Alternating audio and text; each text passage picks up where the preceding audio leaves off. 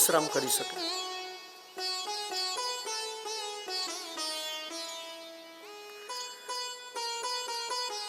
પ્રતિમા વિચાર, પછી સ્થાન વિચાર. મંદિરમાં નાના મંદિરની અંદર 2 માળ કરીને ભગવાનને ગોઠવી દેવા. આપના બધાનું મન વિચલિત થઈ જશે. જેટલી મૂર્તિઓ વધારે આપણે સવારે ખ્યાલ નહીં પડે, ધૂપ દીવા કરતા કરતા મૂંઝાઈ જશો કે હવે આમાં કયા દેવતાઓનું. પણ જેટલા દેવતાઓ તમે સ્થાપન કરેલું છે એમાં એક તમારા ઈષ્ટ હોય છે, એને પેલા ઓળખી લેવા. હું જે પંચદેવના નામ બોલ્યો છું, સંભવ તો એમાંથી તમારા ઈષ્ટ ગ્રહણ કરવા, એને વચ્ચે રાખી પછી બધા દેવતાઓની પૂજા કરી. બધાને ઈષ્ટ રાખીને કરશો તો તમે થોડા સમયની અંદર કંટાળી જશો દેવતાઓથી.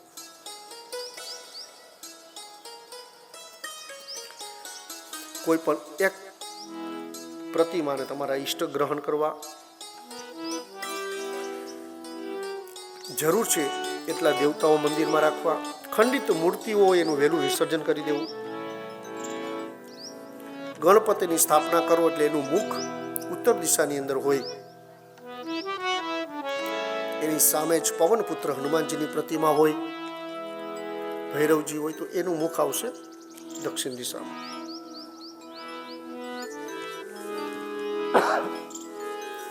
આવી રીતે મંદિરની અંદર થોડીક જગ્યા હલનચલનની દેવતાઓ માટે રહેવા દેવી. તીર્થયાત્રામાં જાઓ, દર્શન કરો, બધું કરો, પણ તમારે જરૂર નથી તો ફોટા અને પ્રતિમાઓ લઈ આવીને મંદિરની અંદર ભેગા નહીં કરો. પછી તમે જે પાછા પધરાવા જશો અમને પૂછીને હવે આનું શું કરવાનું.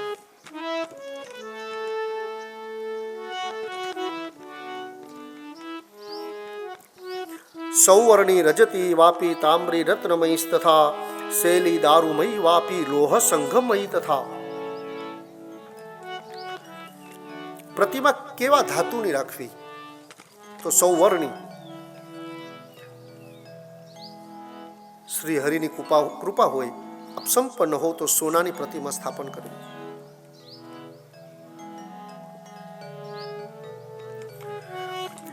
રાજતી વાપી અથવા રજત એટલે ચાંદી, એમની પ્રતિમા સ્થાપન કરી શકો. તામ્રી એટલે તાંબુ, તાંબાની પ્રતિમા પણ સ્થાપન કરી શકો. અથવા રત્નમયી તથા કોઈ રત્નથી નિર્મિત થયેલી પ્રતિમા એ પણ ગૃહે પૂજાની અંદર રાખી શકો. શૈલી દારૂમયી વાપી પાષાણ સારા પથ્થરથી નિર્મિત થયેલી મૂર્તિઓ પણ સ્થાપન કરી શકો. અંગુષ્ઠ પર્વ આરભ્ય વિતસ્થી યાવદેવતું. અંગુષ્ઠ પર્વ આરભ્ય, અંગૂઠાનું ટેરવું છે એ માપ, એ પ્રથમ માપ. અહીંથી મૂર્તિની શરૂઆત કરવી. એનાથી નાની મૂર્તિ છે એ કોઈ ફલદાયી નથી. અને બધા વ્યક્તિના અંગૂઠાનું માપ અલગ અલગ હશે, એટલે એ માપનું પ્રતિમા લેવી. પછી સડાંગુલમ, 6 આંગળ કરતા વધારે મૂર્તિ ન લેવી, જે ગૃહે પ્રતિમાની અંદર વર્જ્ય છે ઘરની પૂજામાં. એ પછી દેવ મંદિરો સ્થાપન હોય એટલી જેટલી સેવા તમારે કરવી પડશે. હવે કેટલી વસ્તુ બબે ન હોવી જોઈએ મંદિરમાં, કે ગૃહે લિંગદ્વયમ નાસ્તિ ના ગણેશમ ત્રિતયમ તથા શંખદ્વયમ તથા સૂર્યો નાર્ચ્યો શક્તિત્રયમ તથા. બબે કેટલા ન રાખવા. ગૃહે લિંગમ દ્વયમ, 2 શિવલિંગ એક મંદિરની અંદર ન રાખશો,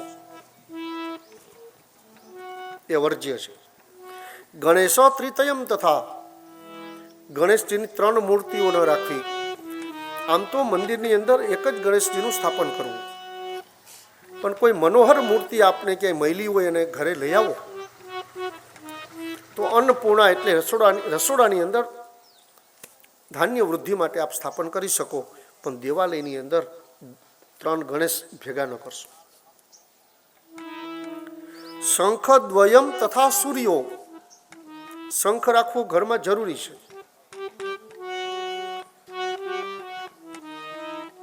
પાછું એમાં જલ ભરીને રાખવું. કાયમ શંખની અંદર જલ અને દૂધ મિશ્રિત કરી વિષ્ણુ સૂક્ત અથવા પુરુષ સૂક્તથી શાલિગ્રામ ઉપર અભિષેક કરવો. સંબંધની અંદર શંખ અને શાલિગ્રામ બનાવી અને સાડા થાય છે. લક્ષ્મીજીના ભાઈ છે, એટલે જે ઘરમાં નિત્ય શંખ ધ્વનિ થાય ત્યાં લક્ષ્મીજી બિરાજમાન. શંખમાં ભરેલું જળ રોજ પૂજા કરી જળ ભરી દેવું, શંખ રાખી દેવું.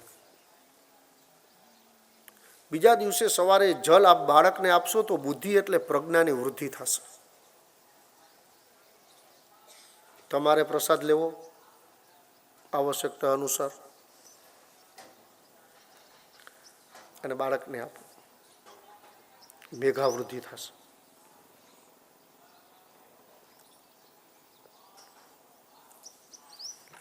પણ 2 શંખ ઘરની અંદર ન રાખવા. તથા સૂર્યો, સૂર્યની પ્રતિમા પણ એક જ રાખવી, 2 નહીં રાખશો. નાસ્તિ શક્તિ ત્રયમ તથા, અને જગદંબાની પ્રતિમા ત્રયમ 3 ભેગી ન કરશો.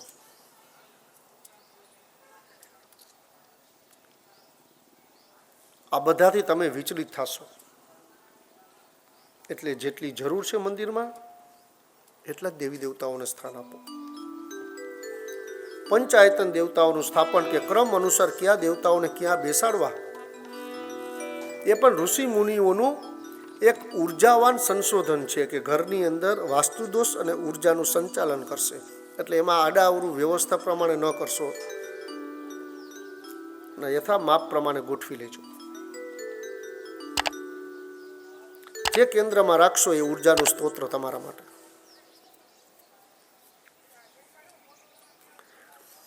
રવિ વિનાયક ચંડી ઈશો વિષ્ણુસ્તથેવ ચ અનુક્રમેણ પૂજ્યંતે વ્યુતક્રમે તુ મહાત્ભયમ.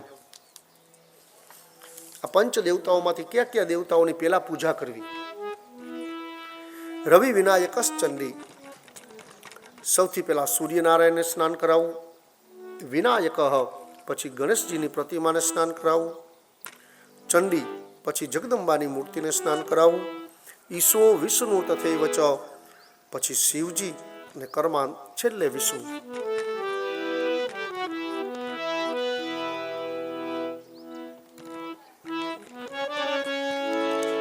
શિવજીનું આપને બતાવ્યું એ રીતે સ્થાપન કરવું.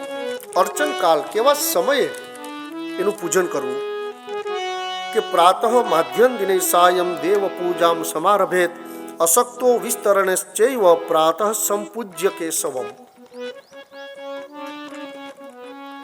પ્રાતઃ, મધ્યાહન અને સાયં 3 વખત, સવારે, મધ્યાહને અને સાયંકાળે.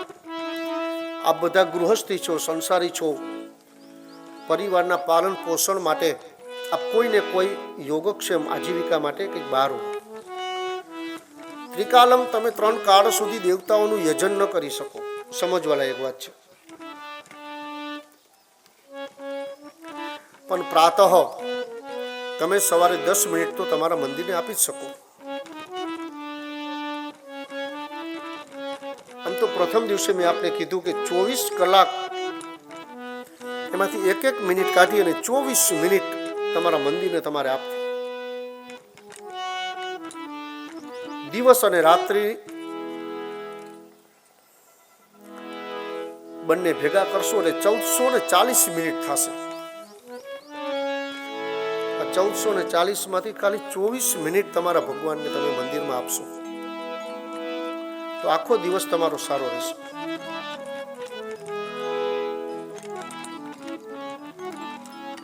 અને તમે જો દેવતાઓની પૂજા અર્ચના કરશો એ તમારા સંતાનો જોશે તો જ કરશે.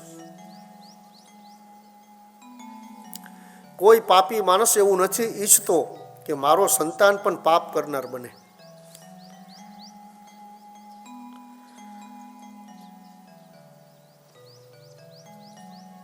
ધર્મો રક્ષતી રક્ષત, જ્યાં સુધી તમે ધર્મનું રક્ષણ કરશો તો જ ધર્મ તમારું રક્ષણ કરશે, અન્યથા જરૂર પડીએ ધર્મ તમને કામ નહીં આવે.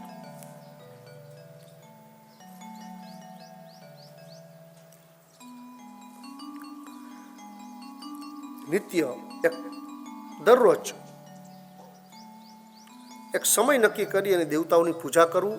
જેટલો સમય તમે નિશ્ચિત રાખશો કે 7 વાગે કે 6 વાગે પૂજા કરવી, એ નિશ્ચિત સમયે કરશો તો એનું પુણ્ય પણ નિશ્ચિત સમયે સારું મળશે.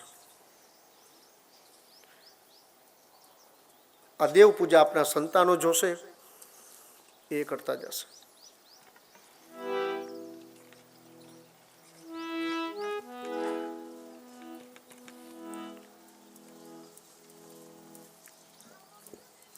અત્યારે સમાજમાં ધર્મની હાસી કરવી, મજાક કરવો એક નાની વસ્તુ બની ગઈ છે.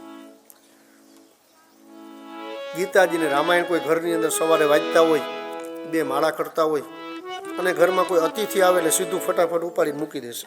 એમાં એને સંકોચ થાય છે કે મને કોઈ વાંચતા જોઈ જશે ને મારું હાસ્ય કરશે, તો આમાં સંકોચ છે. ધર્મની મજાક કરવામાં કે પાપ કરવા કલિકાલની અંદર વ્યક્તિને સંકોચ નથી થતો. આ મોટું આશ્ચર્ય છે. તમે ગાયત્રીની માળા કરો છો, તમારા ઘરે અતિથિ આવ્યા છે, આપ માળા પૂરી કરો ને. માતાજીએ જ તમારા માટે એમને મોકલા છે, પણ એ આવે એટલે તમે અધૂરી માળા છોડી દોષમાં આવો છો.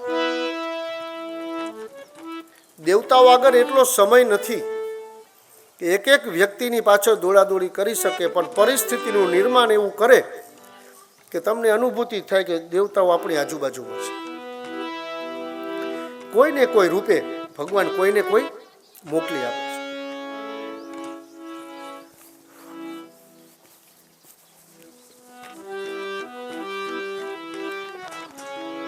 એક મોટા શેઠજી ઉદ્યોગપતિ,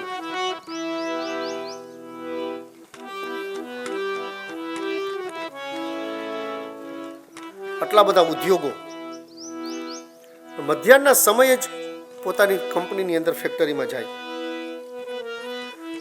સવારથી 4 કલાક સુધી ઠાકોરજીના મંદિરની સામે બેઠા રહી અને ઠાકોરજીની અનહદ કૃપા એ પરિવાર ઉપર.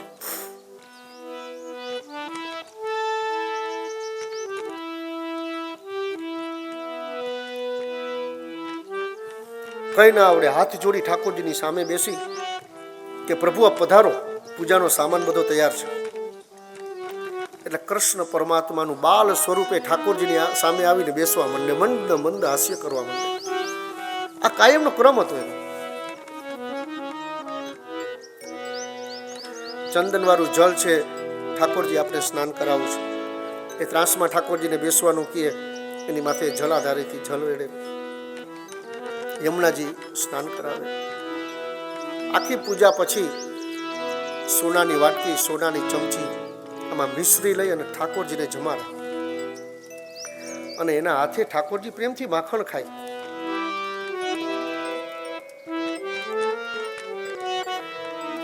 હાસ્ય વિનોદ કરે. શેઠ ફેક્ટરીએ જાય મધ્યાહને, સાયંકાલે પાછા આવે એટલે એને વોકિંગ, હાલવાનો સમય અડધી કલાક દરિયા સમુદ્ર કિનારે ચાલે. એટલે મંદિરમાં હાથ જોડીને કહેતા જાય, ઠાકોરજી સાથે આવજો, હું એકલો છું, આપણે સત્સંગ કરતા જશું. બાલ ગોપાલનું રૂપ શેઠ જોઈ શકે એમ ઠાકોરજી આગળ પાછળ હાલતા હોય, એટલી કૃપા.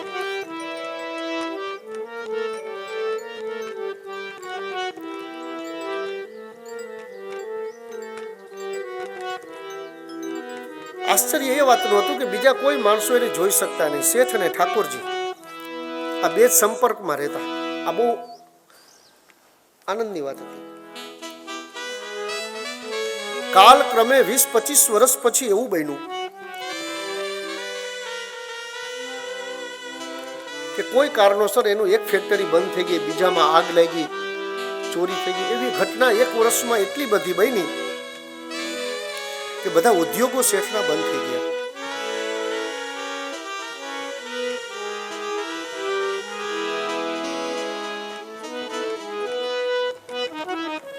એવી પરિસ્થિતિ આવી કે પોતાનો રહેવાનો જે બંગલો હતો મહેલ જેવો એને પણ વેચવાનો સમય આવ્યો. એવો દેવાદાર બની ગયો.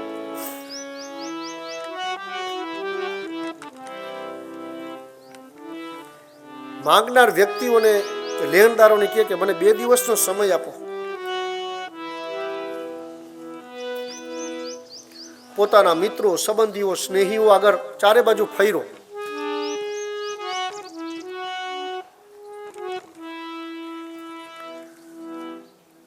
પણ નબળા સમયે કોઈ જગ્યાએ યોગ્ય આવકાર ન મળ્યો એને.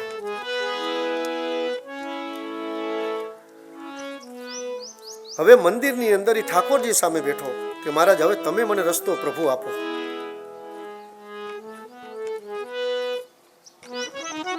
પણ આજે ઠાકોરજી આવતા નથી. 10 મિનિટમાં જે ઘટના બનતી ત્યાં એની સામે 10 કલાક બેઠો રહ્યો. સોનાની વાટકી, ચમચી, માખણ આ બધું રાખ્યું, પણ આજે ઠાકોરજી આવતા નથી.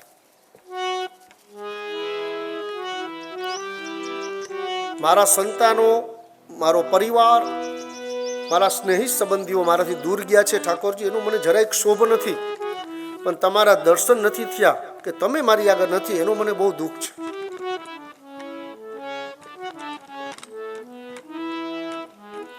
બે દિવસ સુધી પ્રાર્થના કરી, ઠાકોરજી આવ્યા નહીં. એટલે એને પોતાનો મહેલ હતો એ લેણદારોને આપી દીધો કે આ તમે. પણ હું એટલે હાથ જોડીને વિનંતી કરું છું કે આ મંદિર છે ને એમને એમ રહેવા દેજો. સંભવ હોય તો મંદિરે ન બોલાવશો, આ જ જગ્યા ઉપર રાખજો.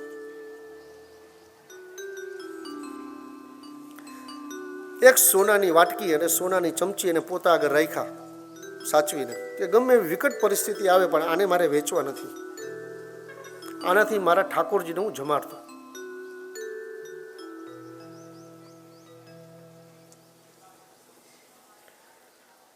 સમુદ્ર કિનારે ફરવા જાય સાંજના, પોતાનો ભૂતકાળ યાદ કરે કે આજ ઠાકોરજી મારી સાથે હોય તો આગળ પાછળ હાલતા હોય, મને આનંદ કરાવે, મારા હૃદયને આનંદની અનુભૂતિ થાય. પણ પ્રભુએ કેવું કર્યું હશે કે મારા સગા સંબંધીઓ નથી, મારો પરિવાર આજે નથી, અને શ્રી હરિ સ્વયં આજે મારી આગળ આવતા નથી. મતલબ કે પરિસ્થિતિને આધીન દેવતાઓ છે કે મારી આગળ બધું સારું હતું તો જ પ્રભુ મારી આગળ આવતા, એવું એને મનથી વિચારી લીધું કે અત્યારે મારી આગળ કંઈ નથી તો મારા પ્રભુ, મારા રામ કૃષ્ણ પણ મારી આગળ નથી.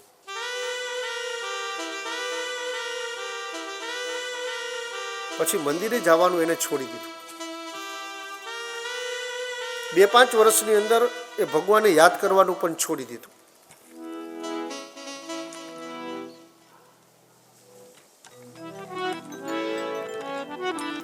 વ્યાપારિક જીવ, ઉદ્યોગપતિ. 10 વર્ષ પછી, 1 દાયકા પછી એવો સમય આવ્યો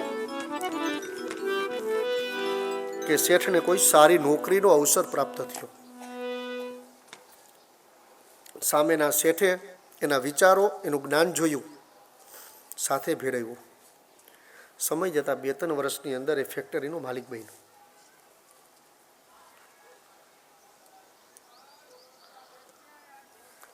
સમય વ્યતીત થતાં 5 વર્ષની અંદર જેટલું પાછું ભૂતકાળમાં હતું એ બધું જ એને મેળવી લીધું. હવે કમી ક્યાં હતી? તો ઠાકોરજી નહોતા, એ જ બાકી. સગાવાલા તો આવી જ ગયા હતા, તૈયાર જ ઊભા હતા. પરિવાર, સ્નેહી સંબંધીઓ, આ તો બધાય મધ ઉપર, મધપુડા ઉપર માખી બેસે એમ આવી જાય. પણ એકવાર મધ કાઢીને પછી પૂડો રાખો તો માખી નહીં આવે. આ કઈ નવી નવાઈ નથી, અનાદિકાળથી ચાલતું ચક્ર છે. જે બંગલો પોતે મહેલ વેચ કર્જદારોને આપી દીધેલો, લેણદારોને અનેક ગણી રકમ આપીને પાછું મેળવું. મંદિર જોયું, જે પરિવાર આગળ હતું એ પણ ઠાકોરજીના સેવક હતા, એટલે ઠાકોરજીની પ્રતિમા પણ એમને હતી બાલગોપાલની. આખો મહેલ સ્વચ્છ કરાયો. નૂતન ગૃહ પ્રવેશ વાસ્તુ આસોપાલવના તોરણમાંથી પ્રવેશ કર્યો. 10 વર્ષથી મંદિરે જવાનું, પૂજા પાઠનો એનો ક્રમ છૂટી ગયો હતો. એ કરતા વિચાર પણ ન કરતા. નવા મકાનમાં આવ્યા. પોતાનું આમ તો જૂનું મકાન, પણ પોતા માટે નવું. સવારે ઉઠીને વિચાર કર્યો કે લાવ એકવાર ઠાકોરજીને વંદન કરી લો, ભૂતકાળ યાદ કરી લો.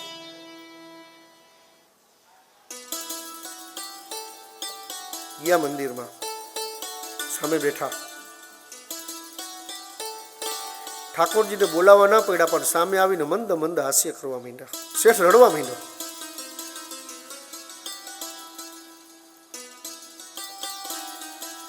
શેઠ ઘણું બધું પૂછે. ઠાકોરજી કે પેલા સોનાની વાટકીને ચમચી લઈને માખણ ખવડાવ, ઘણા સમયથી ખાધું નથી. શેઠ કે બધું પછી.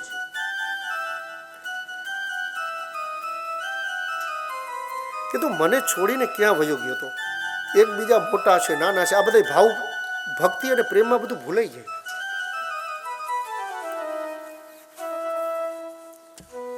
મારો સમય નબળો હતો, મારા પરિવારો, સ્નેહી, સંબંધીઓ છોડીને વયા ગયા, એનું મને દુઃખ નથી.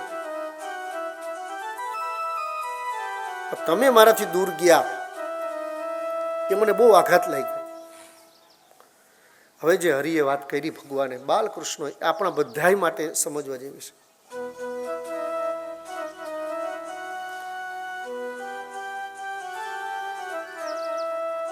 શેઠ, હું તારી આજુબાજુમાં તારા દુઃખના સમયમાં હોત તો તારા માટે અવળો મોટો ધંધો પાછું બીજું ગોતવા કોણ જાત? એટલે 10 વર્ષ તો મારે તારો વ્યાપાર ગોઠવતા લઈ ગયા, અને મેં એવું ગોઠવી આપ્યું કે જે હતું ને એનાથી પણ તને વધારે મળે એવું કર્યું છે. એટલે હું ગોઠવવા જાઉં તો તારા ભેગો દરિયા હાલવા ન આવી શકું, તારા મંદિરમાં હું બેઠો રહું તો મારું આ કામ ન થાય. એટલે નબળા સમયની અંદર દેવતાઓ એવું નહીં વિચારશો કે ભગવાને અવકૃપા કરી છે. ભગવાન કંઈક વિશિષ્ટ સર્જન માટે તમારાથી દૂર ગયા છે. સમય આવશે કંઈક વિશિષ્ટ તમારી સામે રજૂ કરશે. તમારી શ્રદ્ધા જાળવી રાખજો.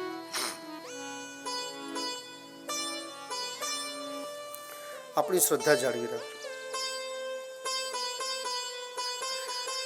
ભક્તિના માર્ગની અંદર શ્રદ્ધા અને વિશ્વાસ આ બંને મહત્વના છે. ત્રીજો ભાવ, તમારો ભાવ કેવો છે? હું અગરબત્તી કરું, ધૂપ દીવા કરું, આ કરું, આનાથી કંઈક મેળવી લઉં, આ તમારો જે ભાવ હશે તો એ બને એટલો શક્ય વહેલો છોડી દેવો.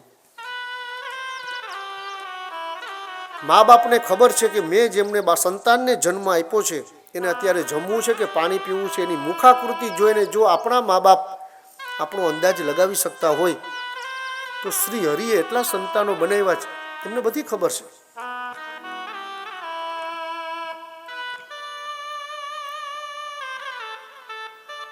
નાનું બાળક રડે એટલે એને મને ખ્યાલ આવી જાય કે એને પાણી પીવું છે.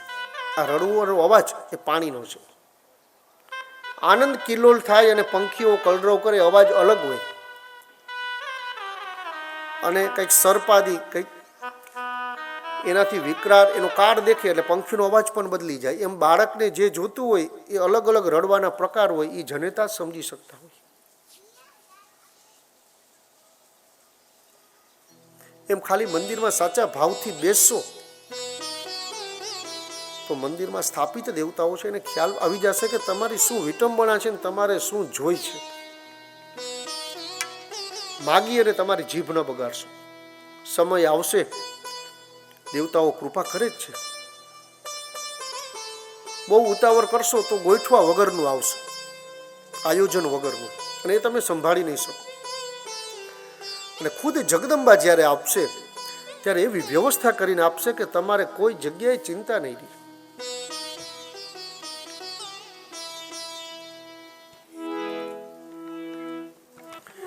ઋષિ પુરાણની અંદર એવું લખ્યું છે કે જલદેવમ નમસ્કૃત્યમ તતો ગચ્છેત ગૃહમ બુધ પૌરુષેન ચ સુક્તેન તતો વિષ્ણુ સમર્ચયેત. કલિકાલની અંદર તમારાથી કંઈ વિશેષ પૂજા ન થાય તો પૌરુષેણ ચ સૂક્તેન તતો વિષ્ણુમ સમર્ચયેત. પુરુષ સૂક્ત દ્વારા 16 મંત્રો છે, સહસ્રશી રેખા અને સંતિ દેવાહા પર્યંત 16 મંત્રો, એનાથી વિષ્ણુનું આરાધન કરવું. પુરુષ સૂક્તથી વિષ્ણુ ઉપર શંખ દ્વારા જલ અને દૂધથી અભિષેક કરવો. જલ અને દૂધ દ્વારા શંખ દ્વારા લક્ષ્મીજી ઉપર શ્રી સૂક્તથી અભિષેક કરવો. લક્ષ્મી અને શંખ સંબંધમાં ભાઈ બહેન છે. એક એક પગથિયા ગોઠવીને ચાલવું તો ભક્તિના માર્ગમાં સફળતા મળશે ને મજા આવશે. લક્ષ્મી બંધો નિશા કરો. લક્ષ્મીના ભાઈ જેમ શંખ છે એમ ચંદ્ર પણ લક્ષ્મીના ભાઈ છે. એટલે સૂર્યાસ્ત પછી ચંદ્ર ઉગે અને એ સમયે ચંદ્ર ઉગ્યા પછી લક્ષ્મીનું આરાધન કરશો તો લક્ષ્મીજી વધારે પ્રસન્ન થશે, કેમ કે બે ભાઈઓની હાજરી હશે.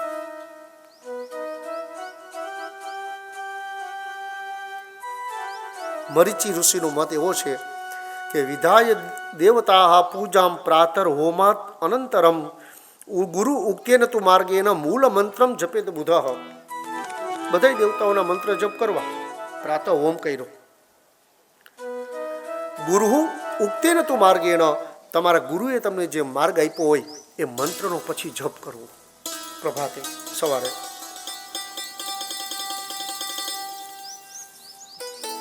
મૂળ મંત્રમ જપેત બુધ, ગુરુએ આપેલો મૂળ મંત્ર જેમાં કોઈ શ્રાપિત હોતું નથી, કોઈ કિલન હોતું નથી. ગુરુની કૃપાથી જે મંત્ર પ્રાપ્ત થયેલો હશે એ તમારા માટે સર્વ કલ્યાણકારી હશે. પ્રતિમા પટ્ટ યંત્રાનામ નિત્ય સ્નાનમ ન કારયેત. કારયેત પર્વ દિવસે યથા વા મલધારણમ. હવે દેવતાઓને સ્નાન ક્યારે કરાવવું? ઘરની અંદર મૂર્તિ છે પણ આ બધા નિયમો ક્યાં લાગુ પડશે? કે અયમ નિયમસ્તુ ષડંગુલ ઉર્ધ્વ પ્રતિમા વિચાર. 6 અંગુલની પ્રતિમા હોય, 6 આંગળીની, તો નિત્યમેવ સ્નાનમ આચરે, તો એને નિત્ય સ્નાન કરાવો. પણ પ્રતિમા, મૂર્તિ, યંત્રાણામ, યંત્ર, એને નિત્ય સ્નાનમ ન કારયેત, એને નિત્ય સ્નાનની જરૂર નથી. એટલે તમારો કાલ બચી, સમય બચી જશે. શિવ પૂજા અને શાલિગ્રામ એને નિત્ય સ્નાન જરૂરી. તુલસી પત્ર શાલિગ્રામને ચડાવવું. 2 પત્ર લેવા, એક પત્ર શાલિગ્રામ નીચે રાખવું અને એક શાલિગ્રામ ઉપર રાખવું. એમાં પેલા નીચે પત્ર રાખવું, પછી ઉપર પત્ર ચડાવવું. પર્વ દિવસે, કોઈ વિશેષ તહેવારનો દિવસ છે ત્યારે પણ આ બધા દેવતાઓને સ્નાન કરાવી શકો. વૃદ્ધિ કે મૃત, આ બંનેમાંથી કોઈ સૂતક હોય અને સૂતક પૂરું થાય પછી આપણે યજ્ઞોપવિત બદલાવીએ, પછી દેવતાઓને સ્નાન કરાવીએ, એમની પણ યજ્ઞોપવિત બદલાવીએ. પણ યાદ રાખજો, ષડંગુલો ઉર્ધ્વ પ્રતિમા સુબોધવ્ય. આ બધું 6 આંગળની પ્રતિમા હોય તો એને નિત્ય સ્નાનની આવશ્યકતા છે. પ્રતિષ્ઠા વિચાર. ઘરે મૂર્તિ લઈ આવીએ દેવી દેવતાઓની, એની પ્રતિષ્ઠા તો શાલિગ્રામ શિલાયાસ્તુ પ્રતિષ્ઠા નૈવ વિદ્યતે. આ બધું તમારા માટે ઘણું મહેનત કરી અને લખીને વિચારીને રાખ્યું છે શાસ્ત્રોના મત. આ સીધું દેવી ભાગવતમાં નથી.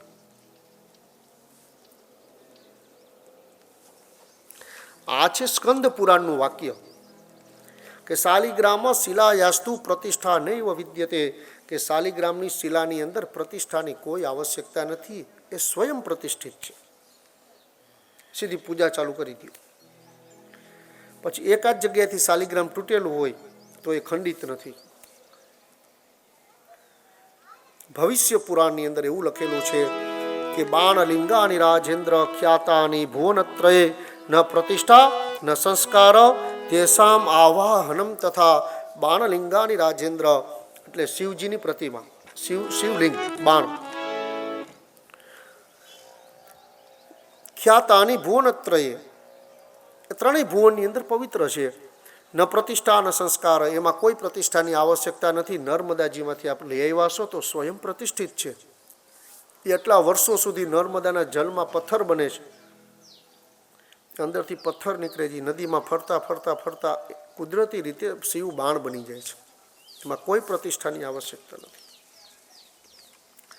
ન તેસામ આવાહનમ તથા, એ પ્રતિમાને કેન્દ્રમાં રાખી અને યજ્ઞ કરાવીએ કે પૂજાપાઠ કરાવીએ તો એમાં દેવતાઓના આવાહનની પણ જરૂર નથી, સ્વયં આવાહિત જ છે.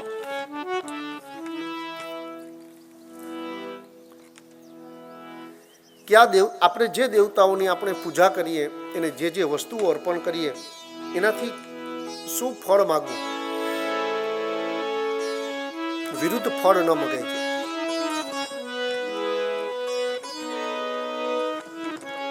કામધેનુ સમુત્પન્નમ, પંચામૃતથી આપ ભગવાનને સ્નાન કરાવીએ. દૂધ, દહીં, ઘી, મધ અને શર્કરા એટલે સાકર, સપ્રમાણમાં 5 વસ્તુ ભેગી કરી અને દેવતાઓના સ્નાન માટે આપણે લઈ.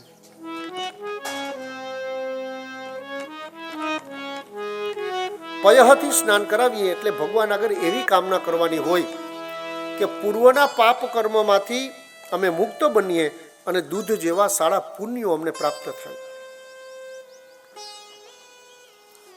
પછી દધી એટલે દહીં. દહીંથી તમે શું માગી શકો? તો દહીં છે દૂધનો વિકાર છે. દહીં નહીં, દૂધની અંદર છાશ નાખીએ એટલે દહીં બની ગયું, એટલે દૂધનો વિકાર.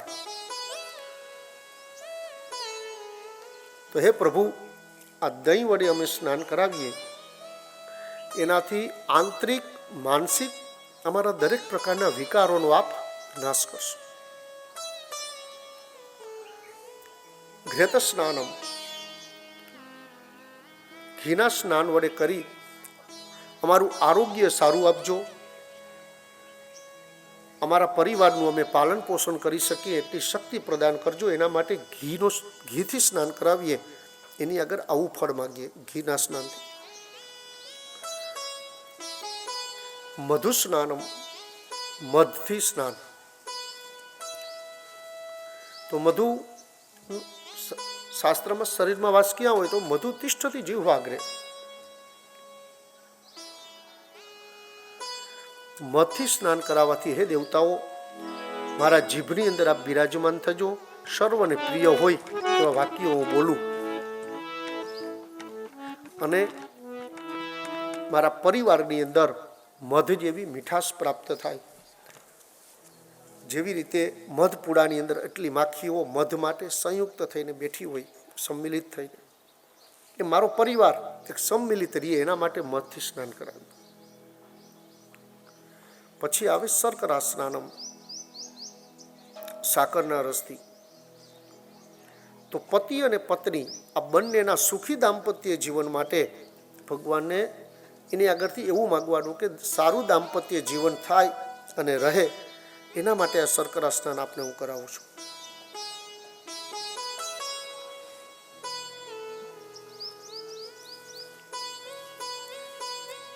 અમે જે વસ્તુ ભગવાનને અર્પણ કરવાનું કંઈ યજ્ઞ અનુસાર, પૂજા અનુસાર આપ સુધી ચડાવી દો છો.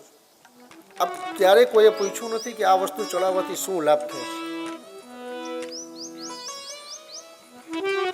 અમે કંઈ ચાંદલો કરો તો તમે પૂછ્યું જ નથી કે ચાંદલો કેમ કપાળે કરીએ, ચંદનથી જ કે કંકુથી જ કેમ કરીએ, તમે ક્યારેય પૂછ્યું જ નથી. આ તો કથાનો અવસર છે એટલે અમે તમને બતાવીએ છીએ.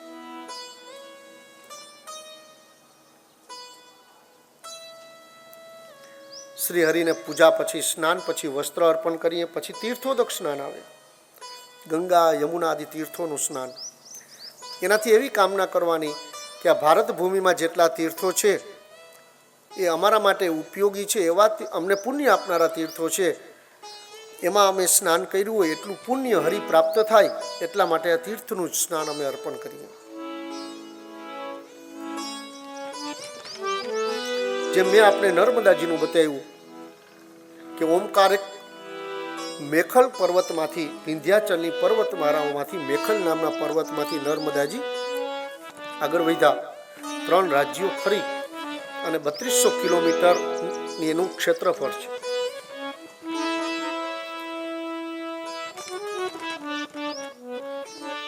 એના સ્નાન કરવાથી પુણ્ય મળે. ગંગાજીમાં સ્નાન કરો તો પુણ્ય, યમુનાજીમાં સ્નાન કરવાથી પુણ્ય. પણ હું તમને બતાવું એના કરતાં તમે જે તીર્થમાં સ્નાન કરવા જાઓ એનું મહાત્મ્ય એકવાર વાંચીને જાશો તો તમને મજા આવશે, વિશેષ પુણ્ય મળશે. એક 64 તીર્થ છે, એકનું વર્ણન ન કરી શકું.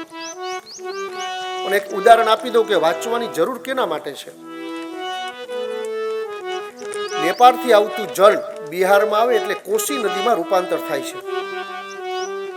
દર વર્ષે આપ છાપામાં જોતા હશો કે કોસી નદી જળ સ્તર ઉપર આવી ગયું અને બહુ મોટો વિનાશ કર્યો.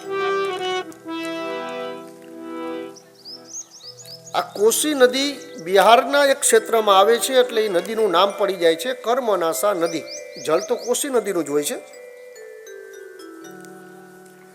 પણ જે જગ્યા ઉપર આવી જાય છે એટલે નદીનું નામ પડી જાય છે કર્મનાસા.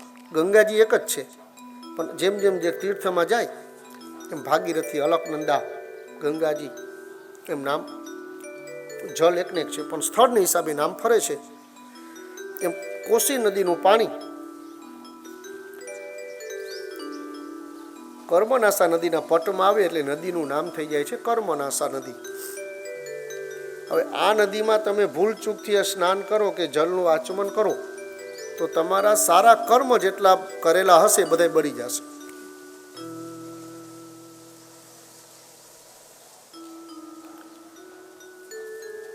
એટલે જે નદીમાં જાઓ, તીર્થમાં જાઓ, સમજી વિચારી એનું મહાત્મ્ય વાંચીને ડૂબકી મારવી. ગાડરિયો પ્રવાહ ન બનવો.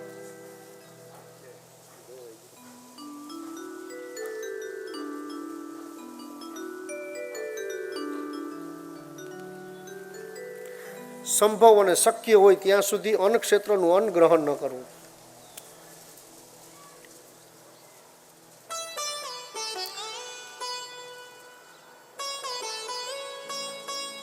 અમે જ કહી છે બધાને તુલા પુરુષનું દાન કરીને અન્ન ક્ષેત્રમાં આપી આવજો. કેટલી બધી પીડાઓ હોય છે, અન્નના માધ્યમથી એ પીડાના દોષમાંથી જીવ મુક્ત બને છે. સૂર્ય છે તો અમે ઘઉં મોકલાવીએ છીએ અન્ન ક્ષેત્રમાં, ચંદ્ર છે તો ચોખા મોકલાવીએ છીએ, રાહુ છે તો મગ મોકલાવીએ છીએ, ગુરુ માટે ચણાની દાળ, શનિ માટે અડદ, એના અડદિયા બને ને તમને ખવડાવી.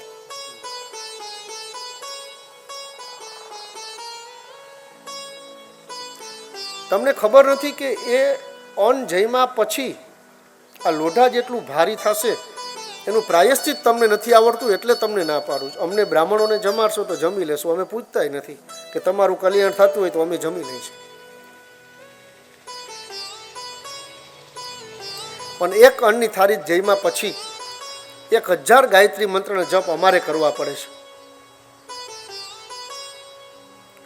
તો અમારું આ કર્મ છે એટલે થોડો થોડો સમય કાઢીને કદાચ અમે કરશું. તમે ખેતીમાં ને બીજા કોઈ કામમાં લાગેલા છો, તમે સમય નહીં કાઢી શકો.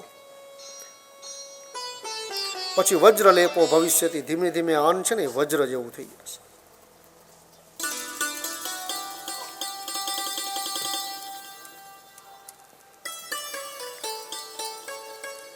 દુષ્કાળની અંદર કે એવી કોઈ પરિસ્થિતિ આવે ત્યારે અન્નનો કોઈ દોષ નથી. આ પૃથ્વીને વંદન કરી અને સાકમ ભરી માતાજીનું નામ લઈને અન્ન સ્વીકારી શકો, પણ પરિસ્થિતિ અનુસાર.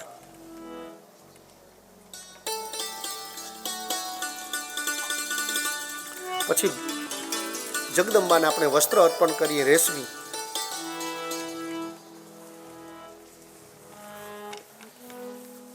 યુગ પરિવર્તન થઈ ગયો, સમય. એક સમૃદ્ધ અને ધનવાન માણસ આવતો એટલે પરિવારના 50 જણા ઊભા થઈ જતા. એ સમય વયો ગયો છે, આપ બધા જાણો છો. કેમ? તો કે લક્ષ્મીનો વ્યાપ વધ્યો છે. આ કલિયુગ છે. એક રાત્રિમાં માણસ દરિદ્ર થઈ જશે અને દરિદ્ર માણસ સમૃદ્ધ થઈ જશે.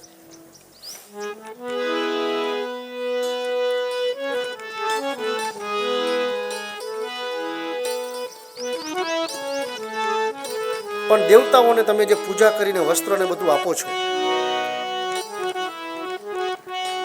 એ તમે જેવું આપશો ને એવું જ મેળવશો.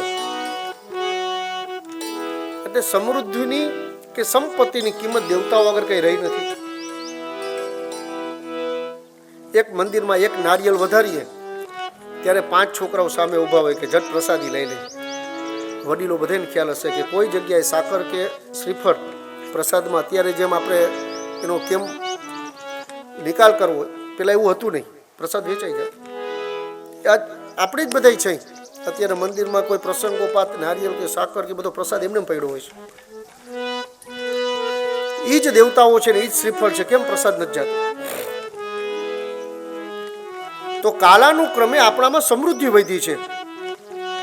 આપણે આપણા બાળકોને જીવન વ્યાપન કરતા ને ઘરે સારું ખવડાવ્યું છે એટલે હવે એને કઈ મોહ નથી રહ્યો. અને એ સમય હતો, એમાં કંઈ ખોટું નહોતું. એમ અત્યારે તમે દેવતાઓને કે સાધુ સંતો બ્રાહ્મણોને જે પણ કંઈ આપો છો એવું જ પાછું તમે મેળવશો. એ તો આરીસો છે, પ્રતિબિંબ તમારું દેખાશે એમાં.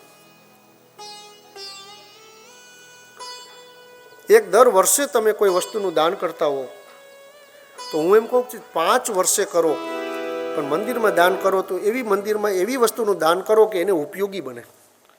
તમારી વસ્તુ આવ્યા પછી પૂજારીને એમ ન થાય કે હવે આને ક્યાં સાચવશું.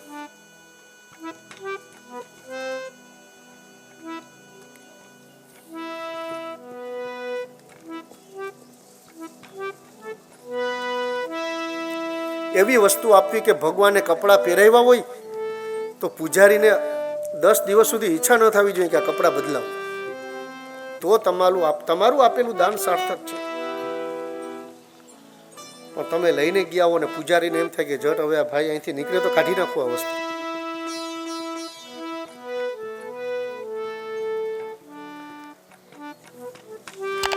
આવા દાનની કોઈ દેવતાઓને આવશ્યકતા નથી. તમારો ભક્તિભાવ સાચો છે, પણ તમે મંદિરે પ્રાર્થના કરી આવો કે ભગવાન સારી પરિસ્થિતિ આપો, એટલે સારામાં સારી વસ્તુ તમને અર્પણ કરો.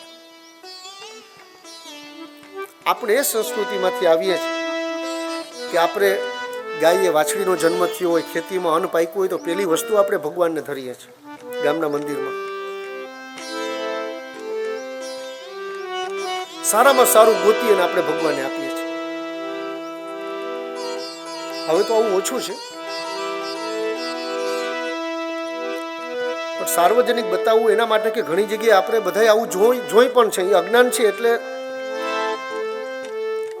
તમે જે દેવી દેવતાઓને સાધુ સંતો બ્રાહ્મણોને આપો છો એ તમારો આરીસો છે. તમે જેવું આપશો એવું તમે સામે મેળવશો. દેવે તીર્થે દ્વિજે મંત્રે દેવગ્ને ભેષજે ગુરો યાદૃશી ભાવના યસ્ય સિદ્ધિર ભવતી તાદૃશી. દેવે તીર્થે દેવતાઓની અંદર, ગંગા આદિ તીર્થોની અંદર, દ્વિજ એટલે બ્રાહ્મણોની અંદર, મંત્ર એટલે મંત્રની અંદર આપણે કેવી શ્રદ્ધા છે, તીર્થ ઉપર કેવી શ્રદ્ધા છે, ભૂદેવ ઉપર કેવી શ્રદ્ધા છે, મંત્ર ઉપર કેટલો વિશ્વાસ છે, દેવજ્ઞ એટલે જ્યોતિષી ઉપર તમને કેટલો ભરોસો છે,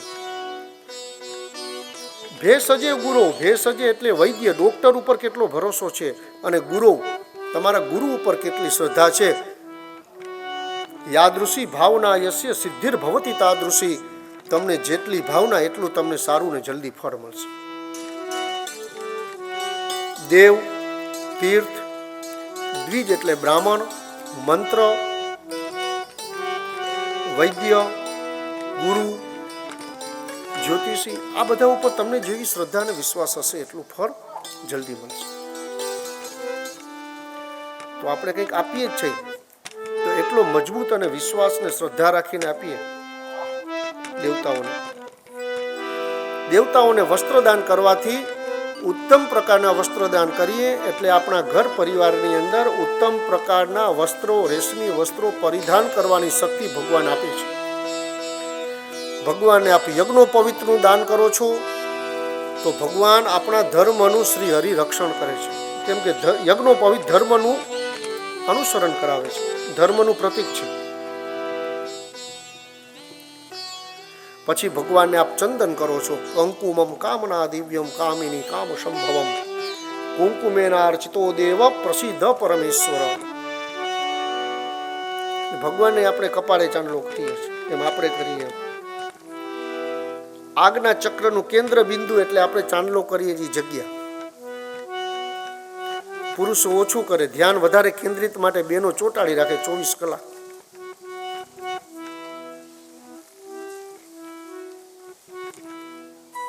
આજ્ઞા ચક્ર આપણું સ્થિર રહે, આપણા વિચારો સ્થિર બને. હળદર અને કંકુથી મિશ્રિત આ ચંદન હોય છે. કંકુ મલયાચલ સંભૂતમ, મલયાચલના પર્વતમાં થતું ચંદન સુખર. એનાથી દેવતાઓને ચાંદલો કરીએ, પછી આપણે ચાંદલો કરીએ તો આપણું મન નિર્મળ બને. નિર્બળ નહીં, નિર્મળ બનશે. પછી આપ ચોખા ચડાવો છો.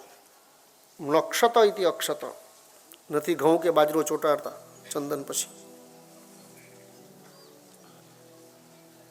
જે તૂટેલા હોવા છતાં પણ અક્ષત કહેવાય છે, એટલે ચોખા.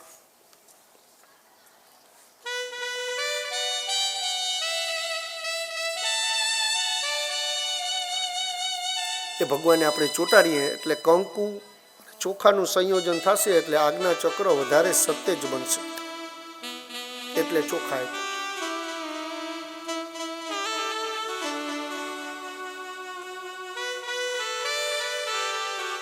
એક ખાલી કપાળે ચાંદલો કરવાથી શરીરનો આજ્ઞા ચક્ર કે એક્ટિવ નથી થતું. શરીરમાં 6 ચક્રો છે, 6 જગ્યાએ ચંદન કરવાનું બતાવ્યું છે. તમે દેવતાઓની મૂર્તિ જોશો મંદિરમાં, એટલે બાહુની અંદર, કપાળની અંદર, નેત્ર ઉપર, કર્ણ ઉપર, હૃદય ઉપર ભૃગુ ઋષિનો છે ત્યાં, અને નાભી ઉપર ચંદનનું લેપન હશે.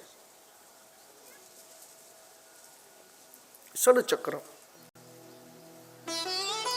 પણ આપ કપાળે ચાંદલો કરશો તો એ સહસ્રાધાર આજ્ઞા ચક્ર આ થોડુંક કંટ્રોલમાં રહેશે. વિચાર શક્તિ સારી રહેશે. જેમણે ચંદન કે ચાંદલો કંકુનો કરેલો હશે એમની પ્રતિભા અને બુદ્ધિ શક્તિ સારી સમજવી. પછી આપ દેવતાઓને નૈવેદ્ય અર્પણ કરો છો. ષડરસથી નિર્મિત નૈવેદ્ય તમે જેવું અર્પણ કરો છો, અને એ નૈવેદ્ય જમવાથી જે આરોગ્ય દેવતાઓને મળશે એવું આરોગ્ય તમને પ્રાપ્ત થાય. એ ભાવથી આપણે દેવતાઓને નૈવેદ્ય આપવાનો છે. પછી ધૂપ કરો છો આપ. આઘ્રેય સર્વ દેવાનામ ધૂપોયમ પ્રતિગૃહ્યતામ. વાતાવરણની શુદ્ધિ માટે, જંતુનાશક બેક્ટેરિયા વાયરસ આપણાથી દૂર રહીએ એના માટે શાસ્ત્રોની અંદર ગુગળ આદિ ઔષધીય ધૂપ બતાવ્યા, એ આપણે દેવતાઓને અર્પણ કરીએ. કયા દેવતાઓને કયો ધૂપ પ્રિય છે એની ચર્ચા આપણે ભૂતકાળમાં 2 દિવસ પહેલા કરી. દીપ.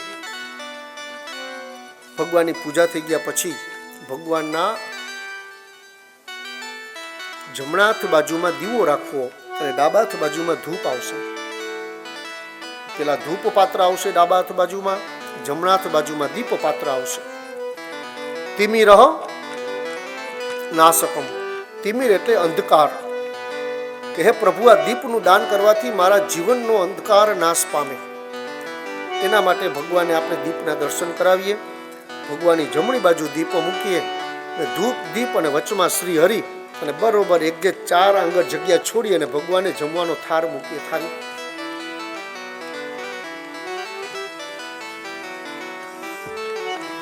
પછી ઘંટી નાદ કરીએ છીએ. ઉપર ગરુડજી બિરાજમાન હોય એ ઘંટીનો નાદ કરો એટલે શ્રી હરિ પ્રસન્ન થાય અને સકારાત્મક ઉર્જા, સારું વાતાવરણ એનાથી પ્રાપ્ત થાય.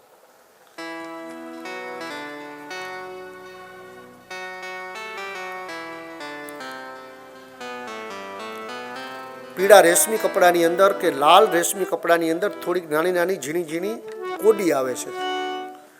એ 5-7 કે 9 વીંટી અને ઘરના ઉમરા ઉપર બાંધવાથી એ નેગેટિવ એનર્જી તમારા ઘરની અંદર નહીં આવે.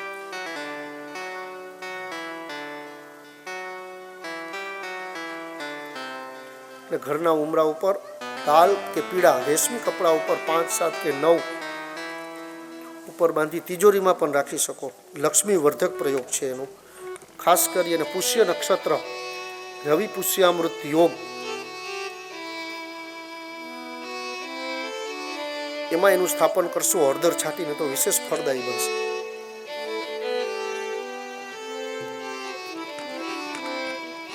દારિદ્ર્ય નાશક પ્રયોગ કે દરિદ્રતાનો નાશ કરવો.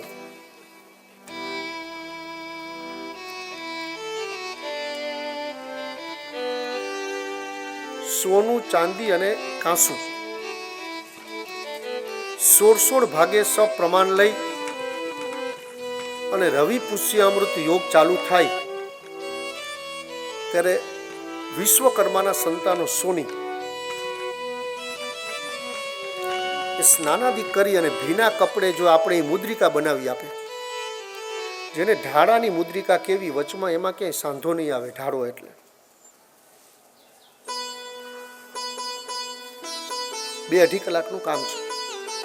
ત્રણેય ધાતુ ભેગી કરી ઓગાળી અગાઉથી તૈયારી કરી લેવી. એનું બીબું બનાવશે એટલે ઢાળાની રીંગ આવશે, એમાં સાંધો નહીં આવે. તર્જની આંગળીનો માપ આપવો, પેલી આંગળીનો. અને એ જ દિવસે બ્રાહ્મણોને બોલાવી 1008 લલિતા સહસ્રના પાઠ કરાવી એની ઉપર અભિષેક કરાવો. નાનો પ્રયોગ કરવો હોય તો 108 પાઠ એ મુદ્રિકા ઉપર જલ, દૂધ અને હરિદ્રા એટલે હળદર, જેમ શિવજી ઉપર અભિષેક કરીએ એમાં મુદ્રિકા ઉપર લલિતા સહસ્રના પાઠ કરવાથી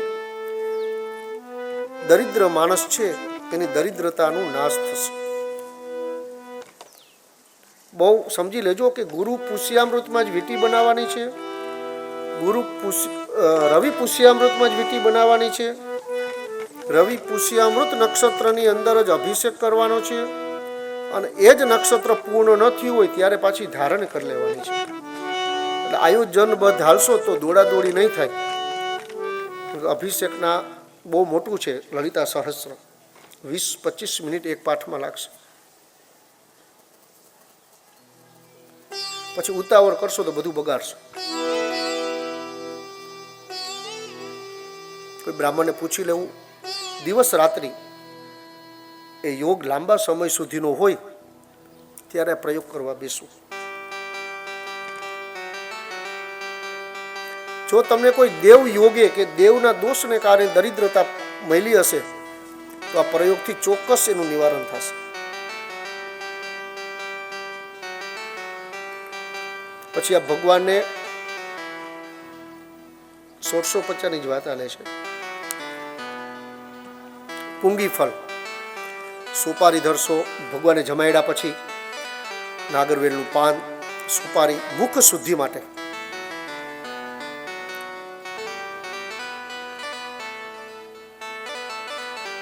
પછી હરિને આપની આગળ જે કોઈ પરિસ્થિતિ હોય એ પ્રમાણે દક્ષિણા અર્પણ કરશો. લક્ષ્મીની કૃપા તમને પ્રાપ્ત થાય એ માટે ઘરની અંદર છે તમે દક્ષિણા અર્પણ કરશો. આખા મહિનાનું ભેગું કરવું. અમાસને દિવસે કોઈ દેવ કાર્ય કે કોઈ ધર્મ કાર્યની અંદર કે પશુ પંખીના નિભાવ માટે પૈસા આપી દેવા અથવા જાતે દાન કરી લેવું અશ્રેષ્ઠ. દશાંશ ભાગ તો અત્યારે કાઢવો બહુ અઘરો થઈ ગયો, પણ જે બને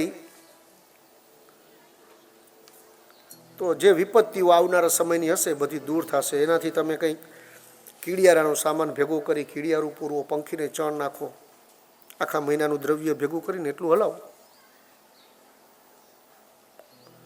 થોડું થોડું નાના નાના પુણ્ય કાર્ય કરતા રહેશો તો પાપથી દૂર રહેશો. પછી નિરાજનમ, દીવાથી આરતી અને કપૂરથી નિરાજન બે ભિન્ન ભિન્ન છે.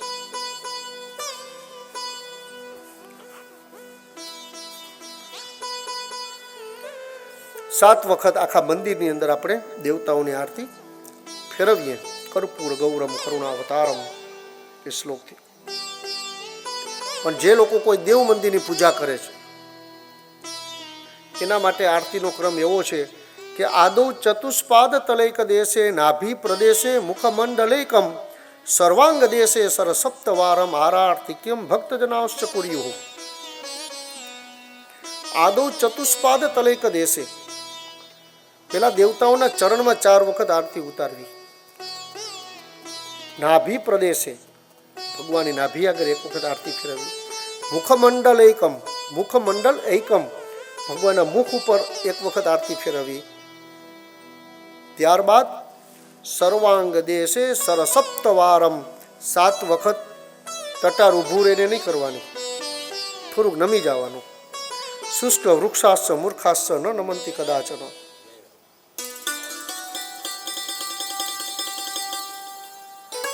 નમંતી ફળીનો વૃક્ષા નમંતી ગુણીનો જનાહ, શુષ્ક વૃક્ષાશ્ચ મૂર્ખાશ્ચ ન નમંતી કદાચન. ઝાડવામાં ફળ આવે એટલે ઝાડ નમી જાય. નમંતી ગુણીનો જનાહ, જેનામાં સારા ગુણ અને જ્ઞાન હશે એ વ્યક્તિ હાથ જોડીને ઊભો રહેશે. પણ કોણ નમતું નથી? તો શુષ્ક વૃક્ષાશ્ચ, જેમાં ચેતન નથી, વૃક્ષ સુકાઈ ગયું છે, એ ફળ આપનારા વૃક્ષની જેમ નમી નહીં શકે. અને બીજું તો કે મૂર્ખાશ્ચ, ગંગાજીએ જાય હું સ્નાન નહીં કરું, ન નમંતી કદાચન. પોતાના અહમ ભાવ ન છોડી શકે. ભાગ્યમાં ના હોય તો ગંગા કાંઠેથી સ્નાન વગર આવવું પડે, આવા અમે જોયા છે. મંદિરમાં મોટી બદ્રી કેદારની લાઈન જોઈ અને પત્ની અને બાળકોને દર્શન ન કરવા દે, ચાલો હવે અહીં નથી ઊભવાનું, આપણે જલ્દી કરો. તમને ન ગમે તો એક બાજુ બેસો. બેનો અને બાળકો બહુ ભાવવાળા હોય, જવા દો. શુષ્ક વૃક્ષાશ્ચ મૂર્ખાશ્ચ ન નમંતી કદાચન. સૂકેલું ઝાડવું અને મૂર્ખ વ્યક્તિ આ ક્યાંય નમતા નથી. અડધું શરીર નીચે નમાવી અને ભાવ પ્રદર્શિત કરીને નારાયણની આરતી કરશો તો લક્ષ્મી નારાયણ પ્રસન્ન થઈને આશીર્વાદ આપશે.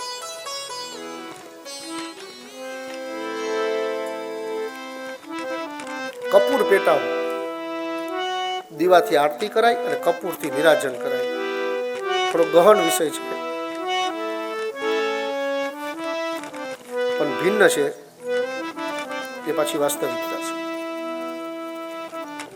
પછી પરિક્રમા કરવી દેવતાઓની.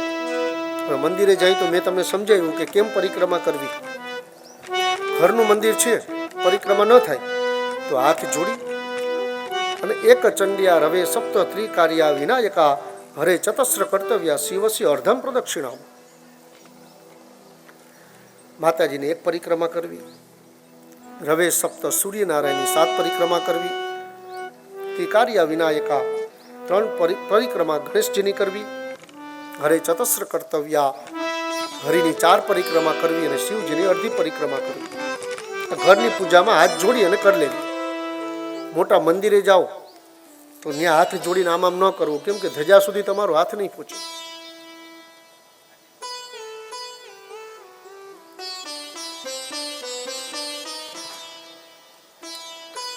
આવી રીતે દેવતાઓની આરતી પૂજા પંચદેવનું યથાવિધિ વિધાન થી પૂજન અર્ચન કરવું એના વિશેષ ફળ છે. સંક્ષિપ્ત માત્રામાં હજી મેં તમને બતાવ્યું છે, પણ આપણે જે ધર્મ અને સંસ્કૃતિમાં માનીએ છીએ સનાતન પરંપરા પંચદેવનું મહત્વ છે.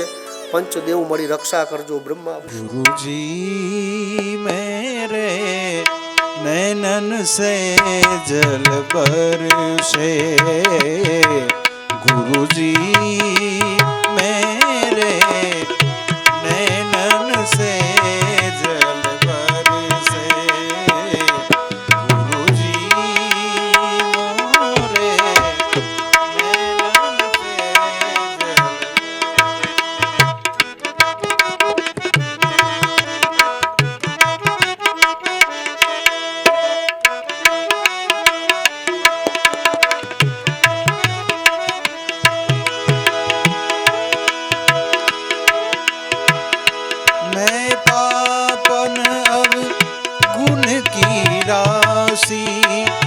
कैसे करे प्रभु निज की जाखी,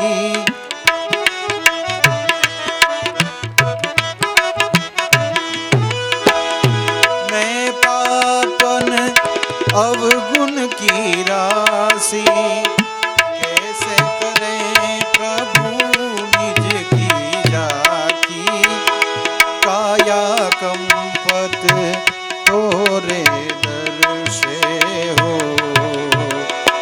गुरुजी मेरे नैनन से जल बरसे गुरुजी मेरे नैनन से जल बरसे।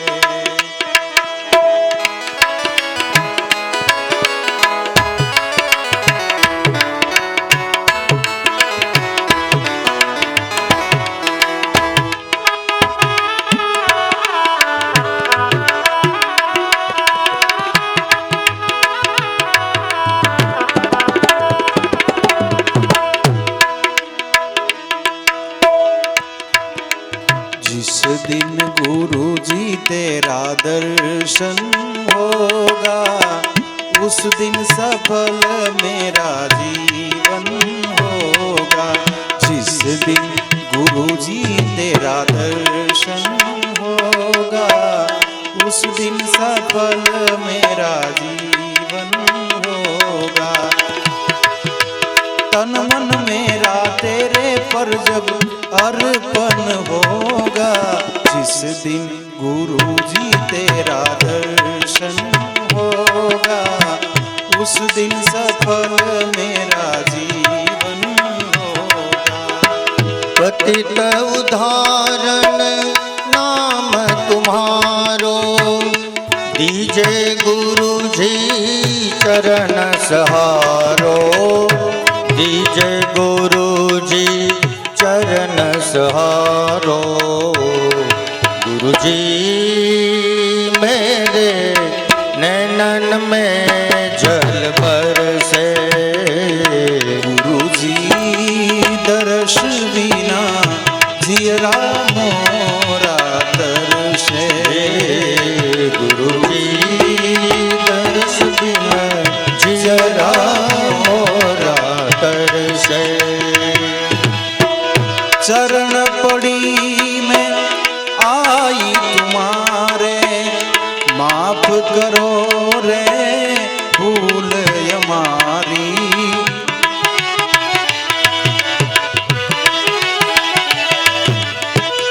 शरण पड़ी में आई तुम्हारे माफ करो रे भूल हमारी। देखो दया और प्रेम नजर से हो गुरु जी मेरे नैनन से जल बरसे गुरु जी दर्श बिना जियरा मोरा तरसे। तुम बिन औरन पालक मेरा ब्रह्मानंद भरोसा तेरा।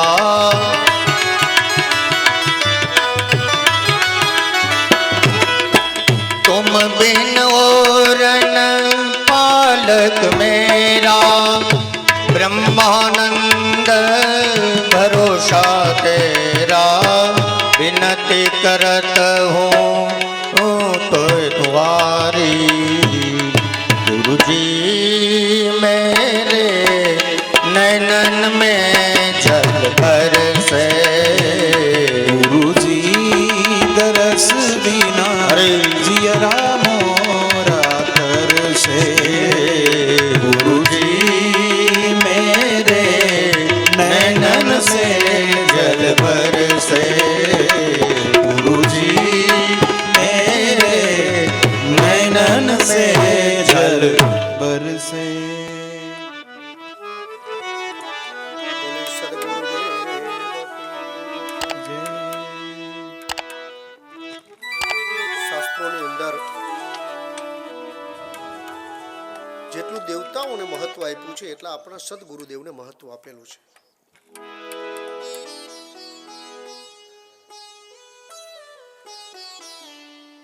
આપણે કોઈ બહારનો વ્યક્તિ ધરારથી કોઈ ગુરુ ધારણ કરવાનું કહેતા નથી. આપણે આપણા મનથી આપણા સદગુરુ ધારણ કરીએ છીએ.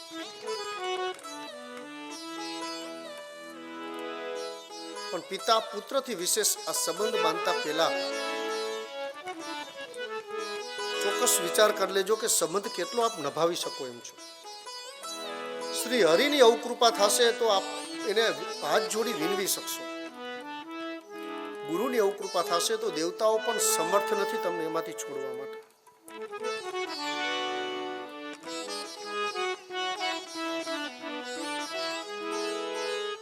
ગુરુ નિંદા, બ્રાહ્મણ નિંદા આ બધા મોટા પાપ છે.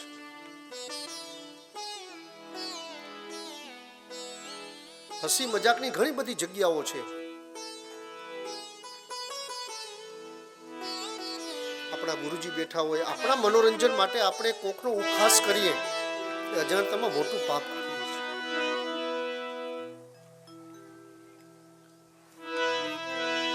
નારાયણમ મહાભાગ નારાયણ સમપ્રભો રૂપેણૈવ ગુણેનૈવ યશસા તેજસા ત્વસા. કે એક વખત દેવતાઓ, આ સૃષ્ટિનો સમયનો પ્રસંગ છે કે સૃષ્ટિ ઉત્પત્તિનું કાર્ય ચાલુ હતું, પણ દેવતાઓને કોઈ પ્રકારનું હવિષ્યાન અન્ન મળતું ન હતું. બે કારણો હતા. પહેલું કારણ કે સૃષ્ટિની રચના થઈ નથી. સૃષ્ટિની રચના થઈ નથી એટલે યજ્ઞ યાગાદી ક્રિયાઓ સંપન્ન થઈ શકતા ન હતા, મનુષ્યો નહોતા. બીજું કે દેવતાઓ સુધી યજ્ઞનો ભાગ પહોંચાડે એનું કોઈ માધ્યમ નહોતું. અહીંથી કુરિયર કરીએ કે ટપાલ કરીએ એટલે કોઈને કોઈ રીતે સરનામે પહોંચે છે. અત્યારે આપ અગ્નિમાં હોમો છો, જે દેવનું નામ લઈને આહુતિ આપો છો તે દેવ સુધી પહોંચે છે. પણ સૃષ્ટિના આરંભ કાળની અંદર આવી કોઈ વ્યવસ્થા હજી થઈ નથી, એટલે દેવતાઓ થોડાક ચિંતાતુર બન્યા.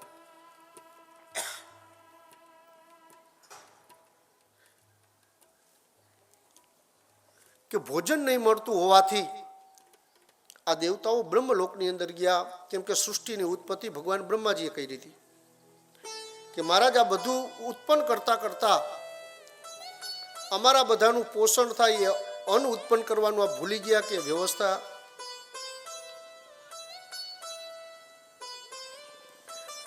ભગવાન બ્રહ્માજીની પ્રાર્થના કરી. બ્રહ્માજી કહે કે બ્રાહ્મણો યજ્ઞ કરે છે, તેમાંથી તમારા ભાગના ભોજનની વ્યવસ્થા થઈ જશે. પણ સૃષ્ટિ ઉત્પત્તિનું કાર્ય ચાલુ છે. પણ બન્યું એવું કે સૃષ્ટિ ઉત્પત્તિ થયા પછી પણ દેવતાઓને એનો ભાગ મળતો ન હતો. બ્રાહ્મણો વિષ્ણુનું આરાધન કરવા લાગ્યા, પછી દેવતાઓને પ્રાપ્ત ન થાય તો અગ્નિમાં હોમી દેવાનો કોઈ મતલબ નહોતો, એટલે વિષ્ણુ આરાધનમાં લાગ્યા.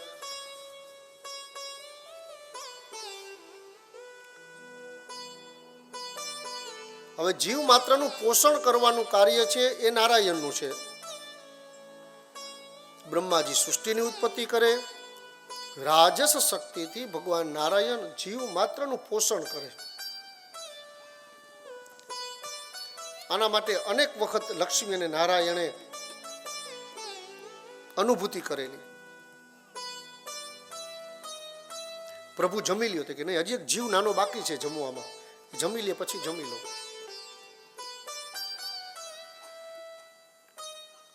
એને જમાડી અને શ્રી હરિ જમતા. નાનામાં નાના પૃથ્વીના જીવને આપણે તો બરોબર વચ્ચેના સેન્ટરમાં છે. આપણી ઉપર 7 દેવના લોક, આપણી નીચે 7 પાતાળ છે. આપણે સ્વર્ગ લોકથી નજીકમાં છે, પણ પાતાળે 7 છે: અતળ, વિતળ, સુતળ, તળાતળ, રસાતળ, મહાતળ અને પાતાળ. આ બધા પાતાળો પાછા જીવ જંતુથી ભરેલા છે. તમે કૂવો ખોદશો તો 200-500 ફૂટ નીચેથી એ કૃમિ કીટાદી દેડકાઓ એવા જંતુઓ નીકળશે. કલ્પના કરો કે અન્ન તો ઠીક છે કે કઈ રીતે એને કુદરત પ્રભુ આપતા હશે, પણ એને પ્રાણવાયુ ઓક્સિજન ત્યાં સુધી પહોંચતું હશે તો જ જીવતા હશે. આ ભગવાનના બ્રહ્માંડની સંરચના છે. 2 ફૂટ નીચે તમે 2 મિનિટ નહીં રહી શકો, આપણે કોઈ પ્રાણવાયુ વગર.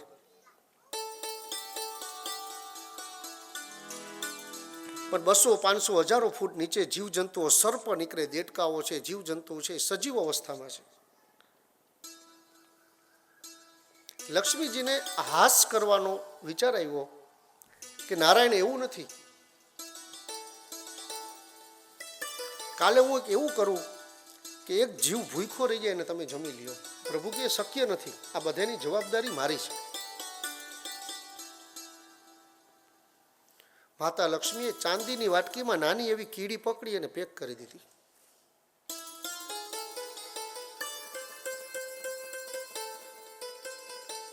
મધ્યાહન સમય થયો, હરિને નૈવેદ્ય આપ્યું, શ્રી હરિ જમી લીધું. લક્ષ્મીજી કંઈ બોલ્યા નહીં. બીજા દિવસે હરિને જમવાનું જમી લીધું. પછી લક્ષ્મીજી બોલ્યા કે આપ ખોટું બોલો છો, મેં 2 દિવસથી એક કીડીને આ ડબ્બીમાં પેક કરી, એના અન્નની વ્યવસ્થા નથી, એ ભૂખી છે. તમે કયો જીવ માત્રને જમાડીને જમો છો? કે નહીં દેવી, મારી વાત સાચી છે, તમે એકવાર ડબ્બી ઉઘાડીને જોઈ લો. લક્ષ્મીએ ડબ્બી ઉઘાડી તો એની અંદર એક ચોખાનો દાણો હતો, એ કીડી ખાતી હતી આરામથી. જ્યારે લક્ષ્મીજી કીડીને પકડીને ડબ્બીમાં પેક કરતા હતા એટલે ભગવાને સીધી વ્યવસ્થા કરી. લક્ષ્મીજીના કપાટમાં ચોખાના દાણા હતા, એમાંથી એક દાણો એ ડબ્બીમાં પડી ગયો પહેલા, જે લક્ષ્મીજીનું ધ્યાન ન રહ્યું.